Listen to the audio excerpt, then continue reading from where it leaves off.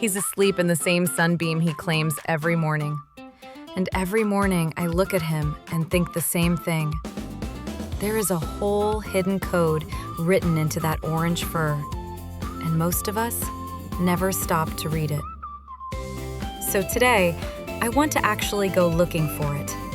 Not a list, just one ordinary day with him and everything I've learned about what makes an orange cat an orange cat.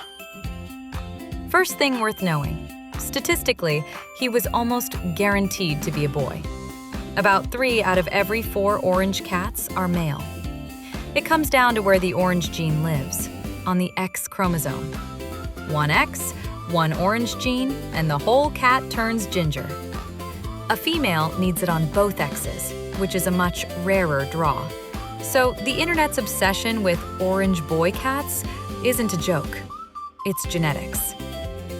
Second thing, orange was never a breed. It's a color that gets layered onto whatever breed is already underneath. A fluffy giant and a sleek little hunter can share the exact same ginger paint job and be nothing alike underneath it. Here's the part you can't unsee once you know it. There's no such thing as a solid orange cat. Every one of them is secretly a tabby. The orange gene physically can't produce a plain coat, so even the ones that look solid from across the room are hiding stripes the moment the light hits them right. And as he's gotten older, something new has shown up. These tiny dark freckles on his nose and lips. It's called lentigo. Totally harmless, just pigment cells getting a little more active with age. Basically the feline version of freckling in the sun. He also talks back.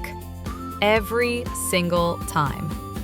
Say something to him and you get a chirp, a trill, a whole opinion.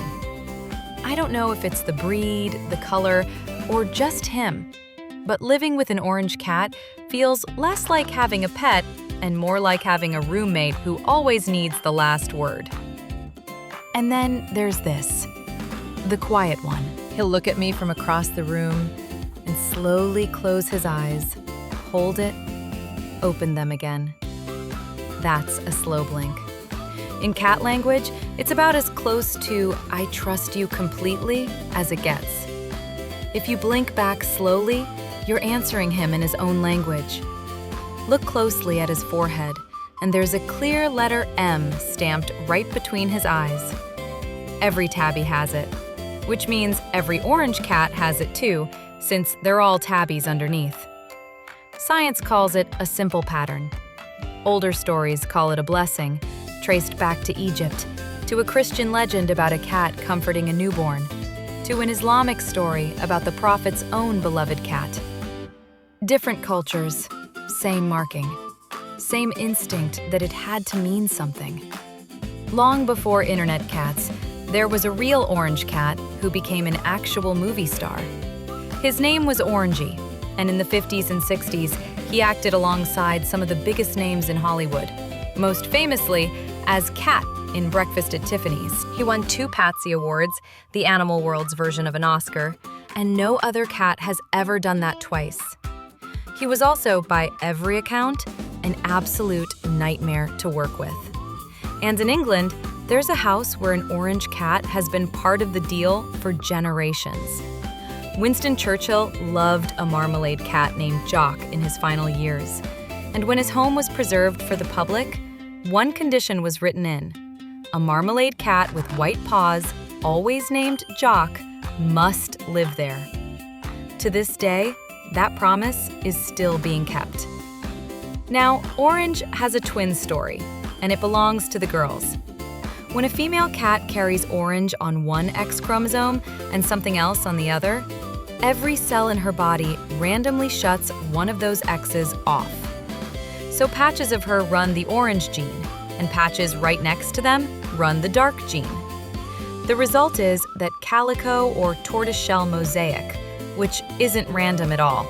It's a literal map of which chromosome won in each patch of her body. And every so often, nature breaks its own rule. About 1 in 3,000 calicos is male. born with an extra chromosome, the same pattern behind Klinefelter syndrome in people. That spare X lets him wear the orange and black patchwork that's normally reserved for females. If you ever meet one, you're looking at one of the rarest cats alive.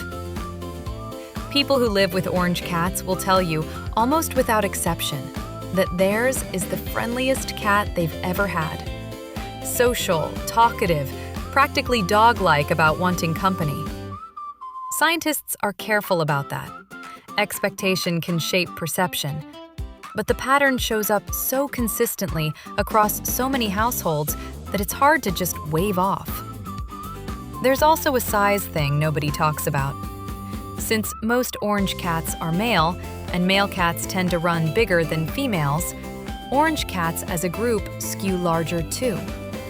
It's not the color building a bigger cat, it's the color being tied so tightly to males, who simply grow bigger. Even the small details match. That warm pigment doesn't stop at the fur. It's often in the nose and paw pads too, pink or soft brick orange instead of black. The eyes lean gold or amber. It's color coordinated, right down to the pads of his feet. And here's the reassuring part.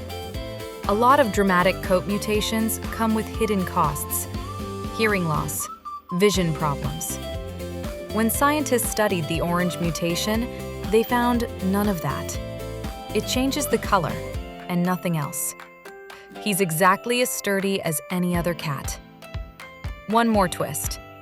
If you've ever met a pale cream or buff-colored cat and assumed it was something else entirely, it wasn't. Genetically, it's still orange, just with a dilution gene turning the volume down, like white slowly stirred into orange paint until it fades to pastel. Same code, just quieter.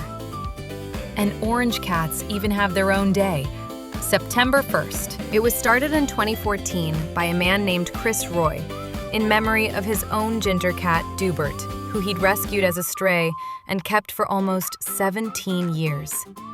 After Dubert passed, Roy built something out of that grief, a platform connecting shelters and rescue volunteers, and gave orange cats a day of their own.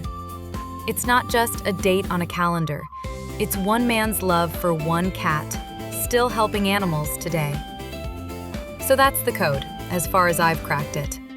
A color that isn't a breed, a pattern nobody can hide, a gene so specific it doesn't exist anywhere else in the mammal world, wrapped around a personality every single owner swears is one of a kind. He's still in the sunbeam, still asleep, still keeping most of it a secret. If you've got one of these at home, tell me the most ridiculous thing he's ever done. I want to know if it's real or if it's just us.